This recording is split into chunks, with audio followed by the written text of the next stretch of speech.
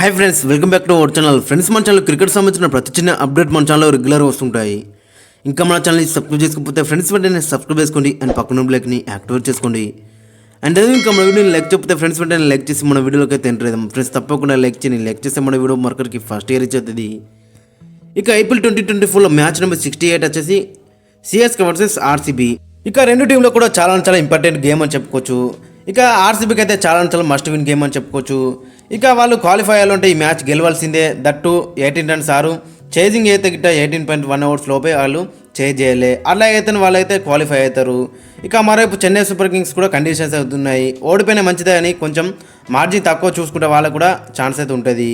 ఇక ఈ మ్యాచ్ వచ్చేసి అక్కడ చిన్న సమయంలో జరగబోతుంది. ఇక్కడ యూజువల్గా చూసుకుంటే మనం చాలా హై స్కోరింగ్ మ్యాచెస్ అయితే మనం చూసినాం. ఇక ఇక్కడ ఆర్సీబీ రికార్డ్ ఒకసారి మనం చూసుకుంటే మొత్తం 90 మ్యాచ్లు అక్కడ 42 మ్యాచ్లు గెలిచింది, 43 మ్యాచ్లు అయితే ఓడిపోయింది. ఒక మ్యాచ్ టై అయింది. 4 మ్యాచ్లు నోటీసులుగా మూసినాయి. 21 సార్లు ఫస్ట్ బ్యాటింగ్ వేసి గెలిచింది, 21 సార్లు సెకండ్ బ్యాటింగ్ వేసి గెలిచింది. ఓవరాల్ చూసుకుంటే మరి 50-50 ఉందని చెప్పుకోవచ్చు వాళ్ళకి. ఇక మరోవైపు చెన్నై సూపర్ కింగ్స్ చూసుకుంటే చెన్నై సూపర్ కింగ్స్ 11 మ్యాచ్లో 6 గెలిచింది, 4 అయితే ఓడిపోయింది. ఒక మ్యాచ్ నోటీసులుగా మూసింది. ఫస్ట్ బ్యాటింగ్ వేసి 4 సార్లు గెలిచిళ్ళు, సెకండ్ బ్యాటింగ్ వేసి 2 సార్లు గెలిచిళ్ళు. ఇక వీరి మధ్య హెడ్ రికార్డు చూసుకుంటే మొత్తం 32 మ్యాచ్లు అక్కడ చెన్నై సూపర్ కింగ్స్ 21 సార్లు గెలిచిళ్ళు, రాయల్ ఛాలెంజర్స్ బెంగళూరు 10 సార్లు గెలిచి ఒక మ్యాచ్ నోటీసులుగా మూసింది. హెడ్ పరంగా చూసుకుంటే మాత్రం అక్కడ చెన్నై సూపర్ కింగ్స్ మాత్రం చాలా అడ్వాంటేజ్ అయితే మనకు కనబడుతుంది. ఇక టీమ్స్ విషయానికి అయితే మనం first Chennai super Kings team చూసుకుంటే మన చెన్నై సూపర్ కింగ్స్ అయితే టేబుల్లో 4th ప్లేస్లో ఉన్నారు. ఒకవేళ ఈ మ్యాచ్ గెలిచి అక్కడ రాజస్థాన్ రాయల్స్ అండ్ ఎస్ఆర్హెచ్ అక్కడ మ్యాచెస్ ఓడిపోతే గిట్ట వీళ్ళు సెకండ్ స్పాట్ కూడా వెళ్ళే అవకాశం ఉంటుంది. ఒకవేళ గిట్ట నెట్ రన్ రేట్ ఇంకా ఇంప్రూవ్ చేసుకుంటే గిట్ట చూడాలి మరి ఏ విధంగా రాణిస్తారు అనేది. ఫస్ట్ అయితే ఈ మ్యాచ్ గెలుద్దామని చూస్తారు. ఇక ఈ మ్యాచ్కి వీళ్ళు ఒక కాన్ఫిడెన్స్ ఒకసారి మనం చూసుకుంటే ఓపెనర్స్ రచిన్ రవీంద్ర అండ్ రుతురాజ్ గైక్వాడ్ అయితే బరిలోకి దిగుతారు. ఇక రచిన్ రవీంద్ర లాస్ట్ మ్యాచ్లో కంబ్యాక్ చేసిన చెప్పుకోవచ్చు. మరి అక్కడ 27 కొట్టిన 18 బార్లో ఒక 4 2 6 కొట్టిన అక్కడ 150 స్ట్రైక్ రేట్తో మరి డీసెంట్గా రాణించిన చెప్పుకోవచ్చు. ఇక మరేపు రుతురాజ్ గైక్వాడ్ అయితే కెప్టెన్ ఇన్నింగ్స్ ఆడిండు, మరి మంచి ఫామ్లో ఉన్న చెప్పుకోవచ్చు.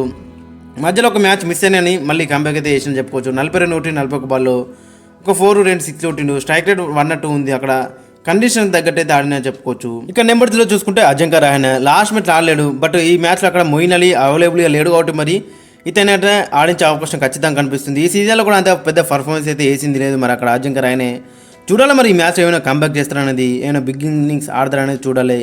ఇక నెంబర్ 4లో చూసుకుంటే అక్కడ డెరిల్ మిచెల్ లాస్ట్ మ్యాచ్లో నెంబర్ 3లో వచ్చింది. అక్కడ మరి మంచిగా ఇంప్రెస్ చేసిండు. అంతకుముందు మ్యాచ్లో కూడా మంచిగా ఇంప్రెస్ చేసిండు. 22 కొట్టిండు, 13 బాల్లో 4 4 కొట్టిండు, 169 స్ట్రైక్ రేట్తో. ఇక బౌలింగ్లో కూడా యూస్ అయ్యే అవకాశం ఉంటుంది. ఇక నెంబర్ 5లో చూసుకుంటే శివన్ దుబే కూడా మరి అక్కడ కొంచెం డిసప్పాయింట్ తీస్తున్నారు. లాస్ట్ 2-3 మ్యాచ్లు చూసుకుంటే లాస్ట్ మ్యాచ్ కూడా 11 కొట్టిండు, 18 బాల్లో 2 4 కొట్టిండు, ఒక 6 కొట్టిండు, మళ్ళీ అవుట్ అయింది అక్కడ 163 స్ట్రైక్ రేట్తో. మరి చూడాలి మరి ఈ మ్యాచ్ ఏమైనా పెద్ద నాకు వస్తుందా ఇంపార్టెంట్ గేమ్లు అనేది చూడాలి. ఇక నెంబర్ 6లో చూసుకుంటే అక్కడ రవీంద్ర జడేజా కూడా మరి అక్కడ 7 బాల్లో 5 కొట్టిండు బ్యాటింగ్లో. బౌలింగ్లో కూడా ఎకనామికల్ వేసిన వికెట్లు అయితే రాలేవు. మరి అక్కడ 4 ఓవర్లకు 24 రన్లు ఇచ్చిండు. ఎకనామికల్ వేసిన అని ఒక వికెట్ కూడా తీయలేకపోయిండు. మరి చూడాలి మరి ఆర్సీబీ విన్ అయితే మంచి రికార్డ్ అయితే ఉంది తనకైతే. ఇక నెంబర్ 7లో చూసుకుంటే ఎంఎస్ ధోని కూడా అక్కడ ఆర్సీబీ మీద మంచి రికార్డ్ ఉంది. చిన్న స్థానంలో కూడా మంచి రికార్డ్ అయితే ఉంది. మరి చూడాలి ఏమైనా కొంచెం ముందు వచ్చి ఏమైనా బ్యాటింగ్ ఆడతారన్నది. ఇక నెంబర్ 8లో చూసుకుంటే అక్కడ మరి దీపక్ చార్కి అయితే ఛాన్స్ వచ్చే అవకాశం ఉంటుంది. ఒకవేళ 100% ఫిట్ ఉంటే మాత్రం ఖచ్చితంగా ప్లేయింగ్ లెవెల్లో ఉంటాడు in place of Shardul Thakur. లేదంటే ఇతనికి ఫిట్ లేకపోతే ఇక్కడ రిచర్డ్ గ్లీసన్ కూడా తీసుకునే అవకాశం ఉంటుంది. ఎందుకంటే మొయిన్ అలీ లేడు కాబట్టి ఇంకొక ఫారెన్ అయితే తీసుకునే అవకాశం ఉంటుంది. బ్యాటింగ్లో చూసుకుంటే మరి ఫారినర్స్ అయితే మన కోల్ కనబడుతుంది కాబట్టి బౌలింగ్లో రిచర్డ్ గ్లీసన్ కూడా తీసుకునే అవకాశం ఉంటుంది. ఇక నెంబర్ 9లో చూసుకుంటే తుషార్ దేశపాండే కూడా మరి బ్యాక్ టు బ్యాక్ మ్యాచెస్ అయితే రెగ్యులర్ వికెట్ అయితే తీస్తున్నాడు. లాస్ట్ మ్యాచ్ కూడా 2 క్రూషియల్ వికెట్ అయితే తీసిండు. ఇక నెంబర్ 10లో చూసుకుంటే సిమర్జిత్ సింగ్ కూడా last match man of the match గెలుచుకున్నాడు. చాలా బెటర్ బౌలింగ్ వేసిండు. మరి అక్కడ 4 ఓవర్లకు 26 రన్లు ఇచ్చి 3 వికెట్స్ తీసుకున్నాడు. క్రూషియల్ అక్కడ మరి 6.5 ఎకనీమ్తో. ఈ మ్యాచ్ కూడా అదే కంట్రిబ్యూట్ చేయాలని చూస్తాడు అక్కడ సిమర్జిత్ సింగ్. ఇక నెంబర్ 11లో చూసుకుంటే మహేష్ దీక్షణ లాస్ట్ మ్యాచ్ అయితే మంచిగా రానిచ్చిండు. అక్కడ 4 ఓవర్లకు 28 రన్లు ఇచ్చిండు. ఒక వికెట్ తీయకుండా కానీ అక్కడ ఎకనామిక్లో అయితే బౌలింగ్ వేసినా చెప్పుకోవచ్చు. మరి మూమెంట్ అయితే షిఫ్ట్ కానీ ఎక్కడ చూసుకున్నాడు. ఇక వీళ్ళకి ఇంపాక్ట్ ప్లేయర్ సమీర్ రిజ్వీ అయితే బరిలోకి దిగే అవకాశం ఉంటుంది. ఇక ఫైనల్ యొక్క ప్లేయింగ్ లెవెన్ చూసుకుంటే రుతురాజ్ గైక్వాడ్, రచిన్ రవీంద్ర ఓపెనింగ్ చేస్తే నెంబర్ 3లో అజింక్య రహానే, నెంబర్ 4లో డెరిల్ మిచెల్, నెంబర్ 5లో శివన్ దుబే, నెంబర్ 6లో రవీంద్ర జడేజా, నెంబర్ 7లో ఎంఎస్ ధోని, నెంబర్ 8లో Deepak Chahar Shardul Thakur Richard Gleeson, number 9లో తుషార్ దేశపాండే, నెంబర్ 10లో సిమర్జిత్ సింగ్, నెంబర్ 11లో మహేష్ దీక్షణ. ఇంపాక్ట్ ప్లేయర్ సమీర్ రిజ్వీ అయితే బరిలోకి దిగే అవకాశం ఉంటుంది. ఇక ఓవరాల్ చూసుకుంటే మరి బ్యాటింగ్లో ఓకే, బట్ బౌలింగ్లో కొన్ని ప్రాబ్లమ్స్ అయితే మనకు కనబడుతున్నాయి. తుషార్ దేశ్పాండే వికెట్ తీస్తున్నప్పుడు కూడా మరి ఈ క్రూషల్ మ్యాచ్లో ఏ విధంగా రన్స్ అనేది మనకి ఇంట్రెస్టింగ్గా కనబడుతుంది.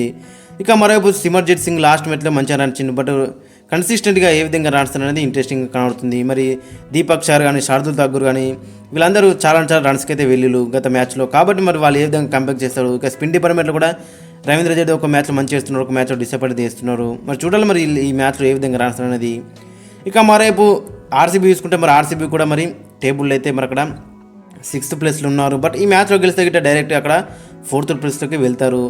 18 రన్స్ కంటే ఎక్కువ రన్స్తో గెలవాలి. అండ్ అక్కడ 18.1 ఓవర్స్ లోపు అక్కడ చేజ్ చేస్తే గిట్ట వీళ్ళకి మంచి ఛాన్స్ అయితే ఉంటుంది. ఇక ఈ మ్యాచ్కి వీళ్ళ ఒక కాంబినేషన్ ఒకసారి మనం చూసుకుంటే Faf and Virat Kohli opening దిగుతారు. ఫాఫ్ అయితే బ్యాక్ టు బ్యాక్ మ్యాచ్లు అక్కడ డిసప్పాయింట్ చేసిండు.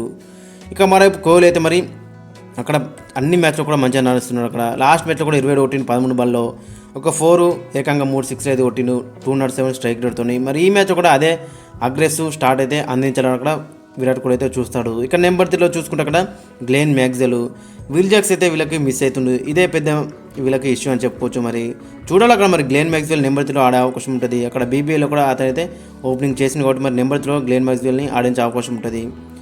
ఇక నెంబర్ 4లో చూసుకుంటే అక్కడ మరి రజత్ పతిదర్ అయితే బ్యాక్ టు బ్యాక్ మ్యాచెస్లో అక్కడ మంచిగా రాణిస్తున్నాడు. ఇనిషియల్గా చూసుకుంటే మరి ఇతను కొంచెం డిసప్పాయింట్ చేసినా అని సెకండ్ హాఫ్లో మాత్రం చాలా బెటర్గా మరి అక్కడ కంబ్యాక్ చేసిన చెప్పుకోవచ్చు. లాస్ట్ మ్యాచ్ కూడా 52 కొట్టిండు 32 బాల్లో, 3 6లు 3 4లు 162 స్ట్రైక్ రేట్తోని. ఇక నెంబర్ 5లో చూసుకుంటే కెమ్రాన్ గ్రీన్ కూడా అన్ని మ్యాచ్లో కూడా మరి మంచి కాంట్రిబ్యూషన్ అయితే ఎత్తుండు, ఆల్రౌండ్ ప్రదర్శన అయితే ఎత్తుండు. 32 కొట్టిండు 24 బాల్లో, ఒక 4 2 6లు 133 స్ట్రైక్ రేట్తో. ఇక బౌలింగ్లో కూడా ఒక క్రూషల్ వికెట్ తీసుకున్నాడు. లాస్ట్ మ్యాచ్లో కూడా మనం మ్యాన్ ఆఫ్ ది మ్యాచ్ అయితే గెలుచుకున్నాడు. ఇక నెంబర్ 6లో చూసుకుంటే దినేష్ కార్తిక్ లాస్ట్ మ్యాచ్లో డిసప్పాయింట్ చేసిన అని డక్అవుట్ అయింది. లాస్ట్ మ్యాచ్లో 2 బాళ్ళకి డక్అవుట్ అయితే అయిండు. బట్ అంతకుముందు మ్యాచ్లో మనం చూసినాం ఏ విధంగా మ్యాచ్ అయితే గెలిపించిందో. కాబట్టి మరి ఈ మ్యాచ్లో కూడా క్రూషల్ గేమ్లో ఒక మంచి మ్యాచ్ విన్నింగ్ ఆడితే గిట్ట చాలా బెటర్ ఉంటుంది. ఇక నెంబర్ 7లో చూసుకుంటే మైపల్ లోమ్రోర్ కూడా లాస్ట్ మ్యాచ్లో మరి అక్కడ 8 బాల్ 13 అయితే కొట్టిండు, ఒక 6 కొట్టిండు, 162 స్ట్రైక్ రేట్తోని. మరి డీసెంట్ అయినా కంట్రిబ్యూట్ చేసిన చెప్పుకోవచ్చు. ఇక నెంబర్ 8లో చూసుకుంటే స్వప్నిల్ సింగ్ వచ్చినప్పటి నుంచి వీళ్ళ స్పిన్ బౌలింగ్ అనేది కొంచెం స్ట్రాంగ్గా కనబడ్డది. అండ్ నెంబర్ 8 వీళ్ళకి మంచి బ్యాటింగ్ అయితే మనకి కనబడ్డది. కాబట్టి మరి ఈ మ్యాచ్లో కూడా మరి ఏ విధంగా రన్స్ అనేది ఇంట్రెస్టింగ్ కనబడుతుందో. లాస్ట్ మ్యాచ్ ఒక క్రూషల్ వికెట్ అయితే తీసుకున్నాడు, బట్ కెప్టెన్ అయితే ఇతనికైతే ఒకటో ఓవర్ ఇచ్చిండు. ఇక నెంబర్ 9లో చూసుకుంటే కరణ్ శర్మ కూడా లాస్ట్ మ్యాచ్లో 2 ఓవర్లు ఇచ్చిండు, 19 రన్స్ అయితే ఇచ్చిండు, ఒక 9.5 ఎకనంతో. చూడాలి మరి ఈ మ్యాచ్లో ఏ విధంగా కంబ్యాక్ చేస్తారనేది.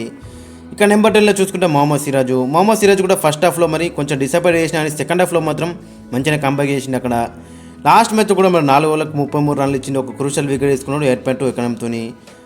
మరి ఈ మ్యాచ్లో కూడా అలాంటి స్పెల్ వేస్తే మాత్రం చాలా బెటర్ ఉంటుంది మరి ఆర్సీబీ పాయింట్ ఆఫ్ మనం చూసుకుంటే. ఇక నెంబర్ 11లో చూసుకుంటే లోకీ ఫర్గసన్ మరి ఇనిషియల్గా చూసుకుంటే కొంచెం స్ట్రగుల్ అయినా కానీ మరి లాస్ట్ 2-3 మ్యాచ్లు అయితే రెగ్యులర్గా వికెట్లు అయితే తీస్తున్నాడు. అక్కడ లాస్ట్ మ్యాచ్లో కూడా మనకు 4 ఓవర్లకి 23 రన్లు మాత్రం ఇచ్చి అక్కడ 2 క్రూషల్ వికెట్లు అయితే తీసుకున్నాడు 5.8 ఎకనంతో.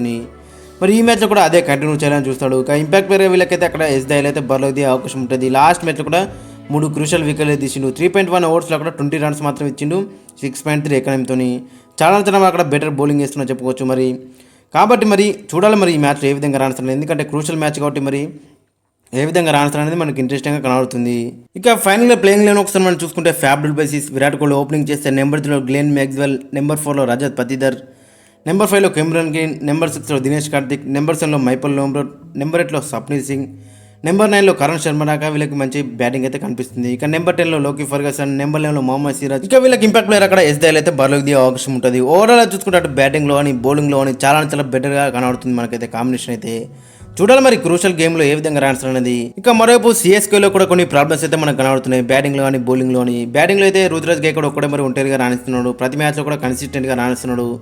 ఇక మిగతా వాళ్ళైతే కొంచెం కన్సిస్టెంట్ అయితే వాళ్ళైతే రాణిస్తలేరు, ఒక మ్యాచ్ మంచి ఆడితే ఒక మ్యాచ్లో డిసప్పాయింట్ చేస్తున్నారు. ఇక బౌలింగ్లో కూడా తుషార్ దేశ్పాండే ఒకడే కన్సిస్టెంట్గా వికెట్లు అయితే తీస్తున్నాడు. ఇక మిగతా ఎవరు కూడా అక్కడ సపోర్టింగ్ అయితే చేస్తలేరు. మరి చూడాలి మరి ఈ మ్యాచ్లో వాళ్ళు ఏ విధంగా రాణిస్తారు అనేది. ఫ్రెండ్స్ మరి మీ యొక్క ఒపీనియన్ కింద కామెంట్స్ అయితే మెన్షన్ చేయండి. మరి ఏ టీం గెలుస్తుంది అండ్ మీ యొక్క ప్లేయింగ్ లెవెన్ కూడా కింద కామెంట్స్ అయితే మెన్షన్ చేయండి.